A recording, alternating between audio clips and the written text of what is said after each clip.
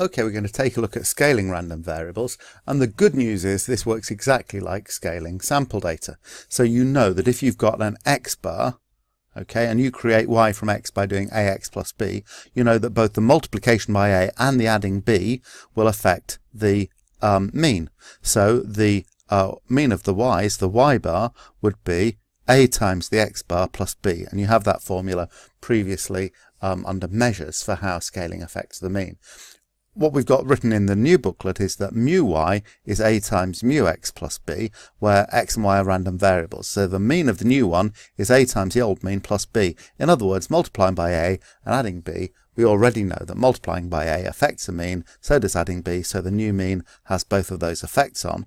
Whereas we know that for a standard deviation, the multiplication by a affects the standard deviation, but adding the b doesn't. So in a previous note, y equals just a times sx without the plus b, and similarly for standard deviations of a probability distribution, I can now say that the sigma for the y, the new one, is just a times the old sigma. Okay, but because we like to work with variance, I need to also think about sigma y squared.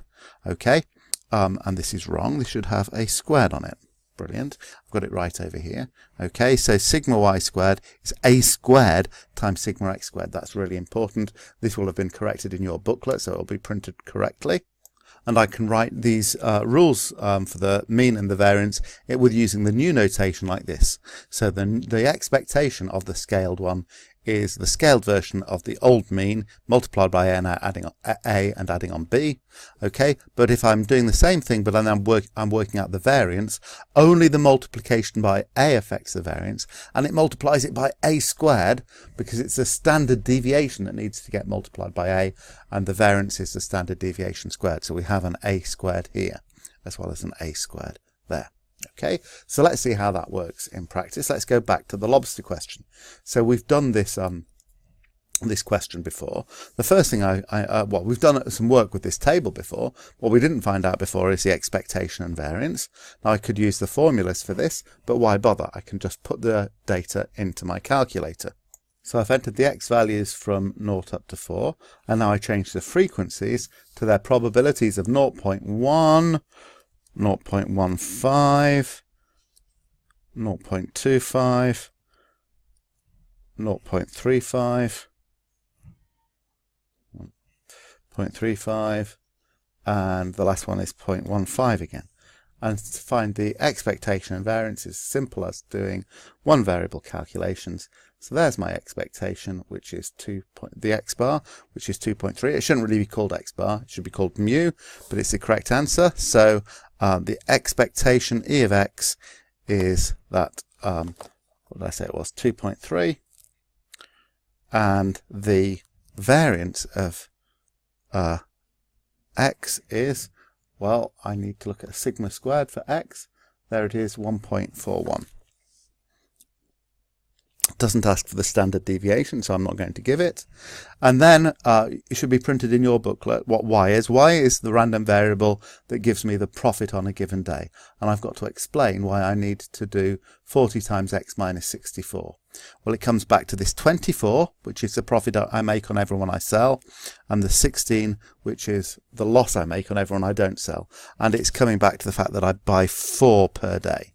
Okay, so I will sell x, and I will have the remainder of the 4, so that's 4 take away x, will be unsold.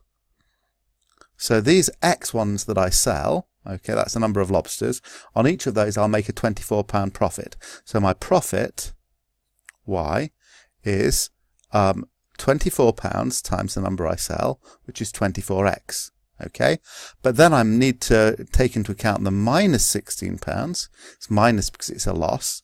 Okay, and that is times the number that I don't sell, which is 4 minus x. This is a times sign, that is a capital X. So I need to simplify this algebra. So this is 24 times capital X. Okay, 16 times 4 is minus 64. And then I need to do minus 16 times minus x is plus 16x. So I've got 24x plus 16x, which is 40x minus 64. So there is a tiny bit of algebra in the statistics course. So that is what I wanted. I've now explained why. Why is that? So that's all right. Hence find the expected value of y and the variance of y. Okay, so I've got a scaling. So I know that the expected value of y is the expected value of 40x minus 64. Sorry, that should be inside the brackets to begin with. So here's my new random variable, 40x minus 64. And I know that with expectation, okay, the expectation of ax plus b is just a times the expectation of x with b added on. So this is what I almost started doing before. It's the 40 times the expected value of x minus 64, which is 40 times my 2.3 minus my 64, which equals £28 according to my calculator. All right, but I'm also got to get the variance of y. So the variance of 40x minus 64, well, the rule higher up the page that you have to learn tells me that I just do a squared times the variance of x. I mustn't forget that it's 40 squared, not 40, times the variance of x.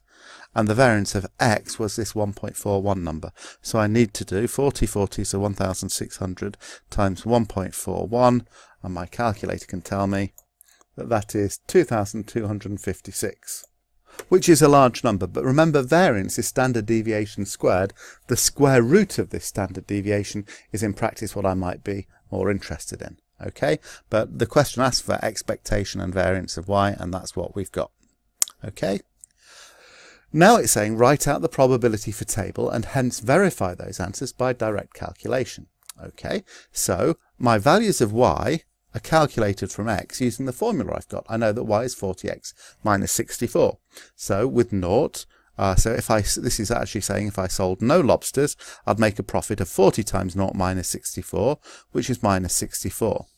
Okay, if I put 1 into the formula, then 40 times 1 is 40 minus 64 is minus 24. If I put 2 into the formula, 80 minus 64 is 16. Put 3 in, 3 times 40 is 120, minus 64 is 56. And put 4 in, we got 96. We got that before. Okay, now the probabilities of these outcomes, this is just working out the profit from the number of lobsters, but the probabilities of those numbers is still the same. So when I retabulate, it's only the top row that changes. These probabilities are still the same. So the next thing I'm being asked to do is to verify these answers by direct calculation. Okay, well, this is a calculator exercise. I just need to update what I did on my calculator before. Here's the table, and all I need to do is just change the numbers of lobsters, okay, into the profits. So my profits are minus 64, minus 24, and so on. So minus 64, minus 24. And then the next one was 16, and the one after that was 56, and the last one was 96. That's all done. Press Option, go into the one bar calculations, and I can see correctly here that my new mean is 28, so that confirms it's 28 here, and my new variance is 2256, which confirms that, so everything's working as it should. Okay, right, finally, okay, the manager is considering buying only 3 lobsters each day. Assuming the demand is unchanged, but that only 3 lobsters are sold when customers request 4, calculate the new expected profit. So what it's saying is that I'm only going to buy 3 lobsters. So if the customers ask for 4, so this 15% of the time when they ask for 4, well, I've only got 3 to give them. So these two cases kind of merge into one. If they ask for 4, I can only give them 3. So this is a 0.5 probability that I'll sell 3. So my numbers sold are 0, 1, 2 and 3. 4 no longer exists. And my probabilities are 0.1, 0.15, 0.25 and 0.5. But I also need to update the profits that I'm going to make. Okay, so if I make if I sell no lobsters, I'm now not going to lose 4 lots of £16, I'm only going to lose 3 lots of £16. So that's a loss of minus 48 instead of a loss of 64. Okay. If I sell one of my lobsters, then that's actually going to change a £16 loss into a £24 profit. So I'm going to lose £8. This one is going to be a £32 profit. So if I sell 2 lobsters and I make £24 on each of them, that would be £48, but then I'll make a £16 loss on the third one. So that's right, that works out okay. And if I sell all 3 of the lobsters I buy, I'm going to get 3 times 24, which is £72 profit. So this is the set of data that I now need to put into my calculator. So I can return yet again to the same table, and I can now update a couple of things. I can get rid of this last row. I can change that 0.35 to 0.5, and then I can change all my profits in the first row. So profit on no sales of lobster is now a loss of 48, and the next one is a loss of 8. Okay, and the next one is a profit of 32, and the last one's a profit of 72. And if I do my 1var calculations, I can say that now the expected profit is £38. So the expected profit, better not call it Y anymore because it's a different calculation, was 38. And it says the new expected profit. It doesn't actually ask for the new variance. So my new expected profit is £38. My old expected profit was £28. Okay, so that leads into part F.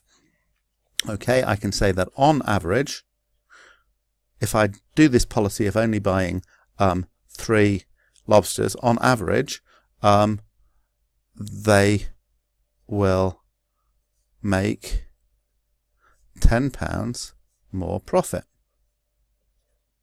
per day. So that is clearly the advantage.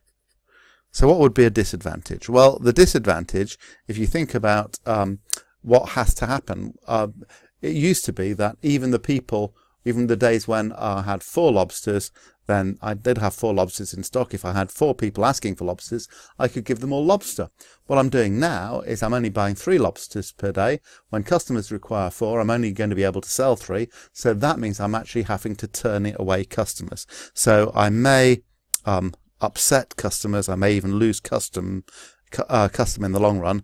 I may upset customers because I run out of stock. So some of them may go down to the restaurant down the road where they know they can always get a lobster.